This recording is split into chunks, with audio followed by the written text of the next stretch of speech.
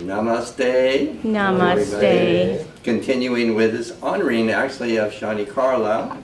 And here we have his wonderful portrait that was taken right here, dancing with Gina right there, like that. Shani Carlisle. Very mythical person, embodying a great myth in Old Celtic, Dag Damor, meaning the great good God there. The great good God is the firstborn of Morrigan, the great queen mother. And the next born of that was Angus. Angus, the sun god of love and youth. And he's figured up here as the Horus Hawk. And the Horus Hawk flies through everything and everybody, carrying that out until ultimately even Shani, the Dag Damor, becomes embodied in the great Horus Hawk there. And here, this great picture I have here, this is of Ogma. And this was the third son. Each one has a mother. The first Shani is of Morrigan, the great queen mother. The next Angus is of Bowen, the good mother. And then comes Ogma Gran, meaning born of the sun goddess Gran. And all of this picture is actually is a petroglyph at actual size in eastern California. Now I'll read an old Celtic poem that'll just kind of introduce Ogma. Ogma, the master craftsman, yet none can draw the lines of his person. Fair features first came into being in the hushed dark as he mused alone. He forged his own figure there, carved his likeness out of himself, all-knowing one whose heart will be open to all. He mingled his heavenly light seed with the inmost parts of his being, planting his image there in the unknown depths of his mystery. He cared, and the sacred form took shape and contour, resplendent at birth. Ogma Bakaren, skilled in the intricate ways of the craftsman, first fashioned himself to perfection. He is the inventor of the ancient Celtic system of writing called Ogma. And it's always figured as carved because it's carved into rocks or on the corner of monuments. So the carving and the craft and all of that is all part of that. He learned it from the sun, from Gran, by looking into her face. So sometime he's called Ogma's sunny face.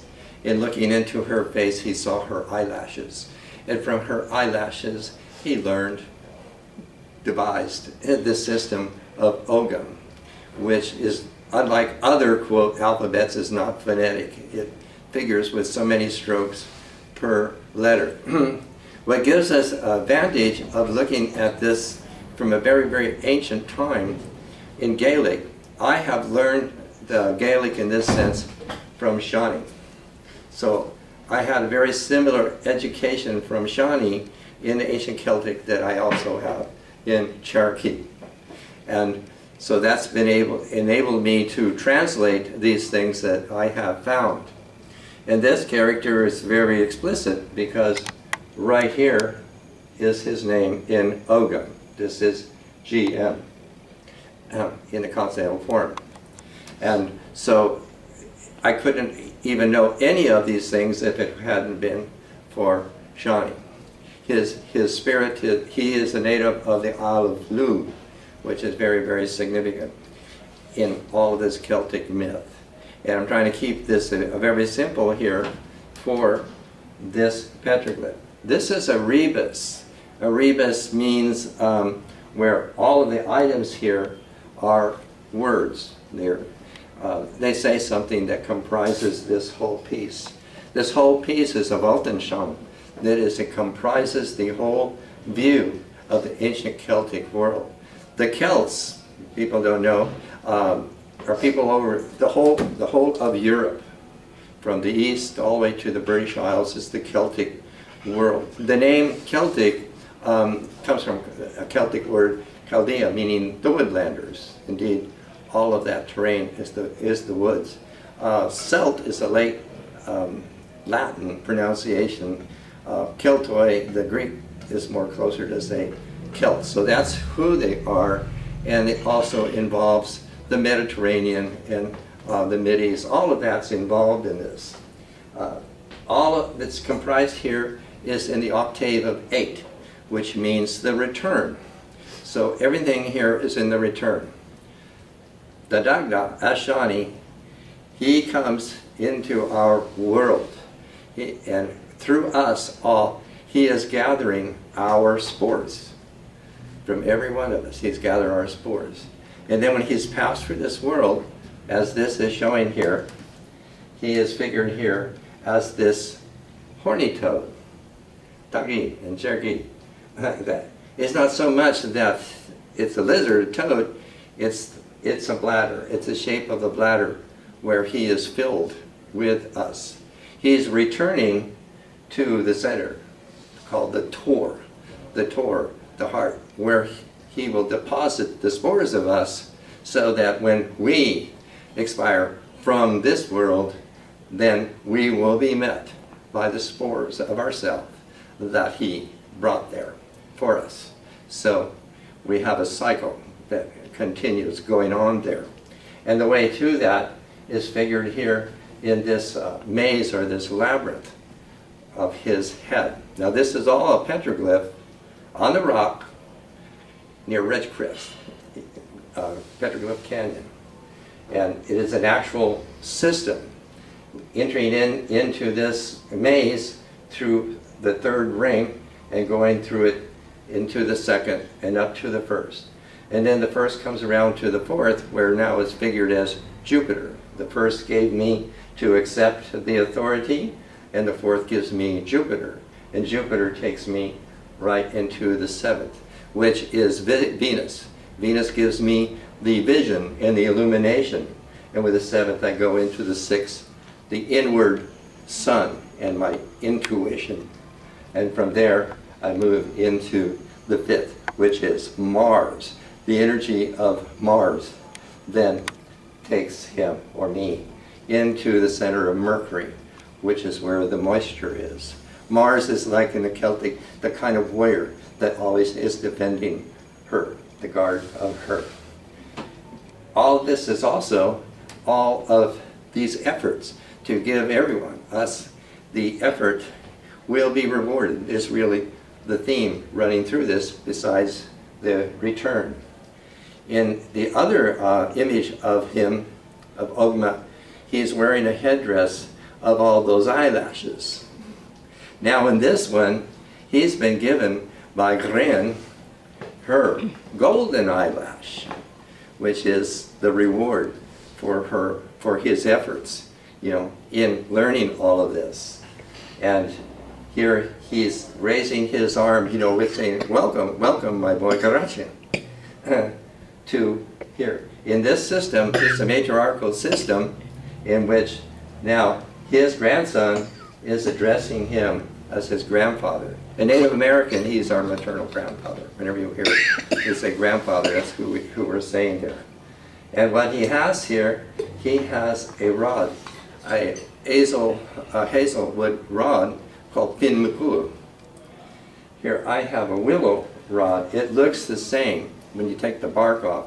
It's white, which fin means, but the actual one has a milk that comes out of it, and this milk is what nourishes the immortals. So here, Ogma is suckling his grandfather there with that kind of like immortal milk, and I say over here at the end of this is a slagan. This is a net minder, and here I have one from the South Pacific for measuring when you're making a net. The meaning here for this is my net is full, it's complete, plenteous here. And here is the serpent that's also the pet or the partner of the druid. And here is the glane. All of this is on this petroglyph, just like this. And this is the glane, which the druid, in other words, this would be figured at Moot Hill. where legal things are looked at or debated. And the glane is to help give the solution for that. In his figure down here, he's wearing a fringed kilt, meaning he's a borderline person that's coming up from the east. Everything sacred comes from the east, where the sun comes from. And these here, these circles or beads, called pajurin. That's interesting. Pajurin would mean, in a conventional sense, to pay. You pay for something. Everything in the ancient world, nothing was free. Everything had to be paid for. But these are special because this is actually a medicine man. So this kind of pay is yusgiri, meaning the pay to the medicine man. And they are figured 4 and another one inside of it, so that there's 8. And these on the side of it all are same movement. And then these ears are most interesting because there's a whole system that's recorded in doilies of sheep cuts. In other words, the ancient people with their sheep all had, like, cowboys here with brands, they had ways of putting marks in the ears of the sheep. There's a whole system. And this one here is where the lower part of the ear of the sheep got cut off to give the name Bim, which Bim really kind of goes with being to the center. So that's all very centered there. Where did these people go? These people have been in this country, Turtle Island, for a very, very long time. These figures must be from 2,000 to 3,000 years ago, actually. And where are they? From coast to coast, from border to border, we find Celtic writings all over. Arkansas there, the Celtic corridor, tons and tons of it there. So I was very fortunate to be able to realize this and be able to translate all this. The only people that I know are the people we call a Navajo. Navajo is actually from Navajo, being keepers of the great field. They seem to be the people who have at least inherited this. The entire Celtic pantheon is located within the people we call the Navajo. The roots of their language show that they come from western Turkestan, near Khotan there. So very, very, very interesting. A kind of a Persian language like the Buddha once spoke. So I find the Celtic words, Gaelic words there, and also in the sand paintings I have added 2 figures.